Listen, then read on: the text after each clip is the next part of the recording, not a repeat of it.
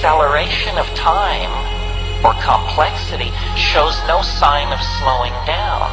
In fact, within the fabric of our own lives, we can almost daily, hourly, by the minute, feel it speeding up, taking hold. It's a cliche that time is moving faster and faster, a cliche of the mass media. But I want to suggest that this is not a perceptual illusion or a cultural mirage, that this is actually happening to the space-time matrix, that time is in fact speeding up, that history, in which we are embedded because our life of 50 to 80 years is so ephemeral on a scale of 10 to 15,000 years, but nevertheless, history is a state of incredible destabilization. It's a chaostrophe in the process of happening. It begins with animals kept in balance by natural selection, and it ends with a global internet of electronic information transfer and a language-using species hurling its instruments toward the stars. There is no reason for us to suppose that this process of acceleration is ever going to slow down or be deflected. It has been a law of nature from the very beginning of nature that this acceleration was built in.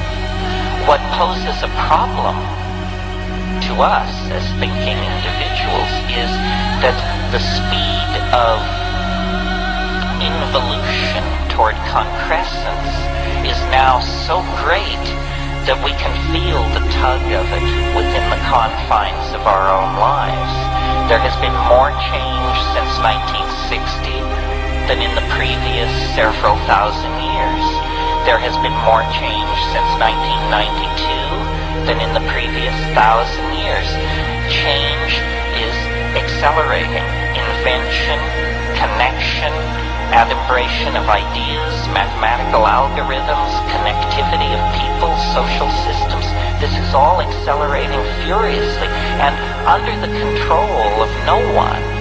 Not the Catholic Church, the Communist Party, the IMF, no one is in charge of this process. This is what makes history so interesting. It's a runaway freight train on a dark and stormy night.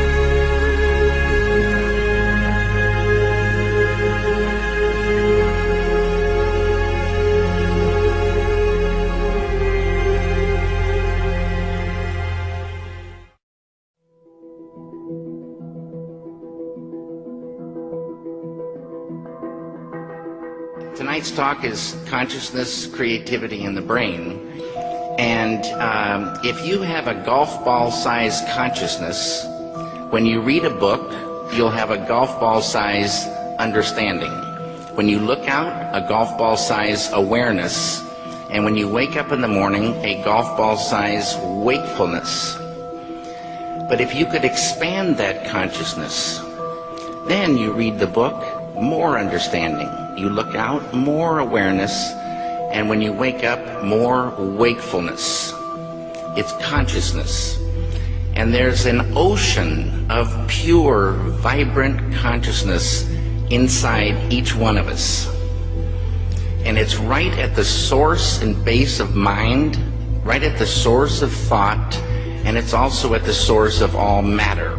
The problem is one of modeling and intelligence. There is an alien. We are in the cultural process of meeting this alien, but they do not come in 1,000-ton beryllium ships from Zeneb-Ganubi to trade high technology for human fetal tissue.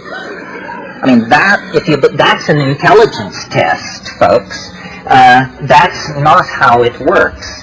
Our own hysteria makes it very difficult for us to deal with the presence of the alien, and the alien knows that.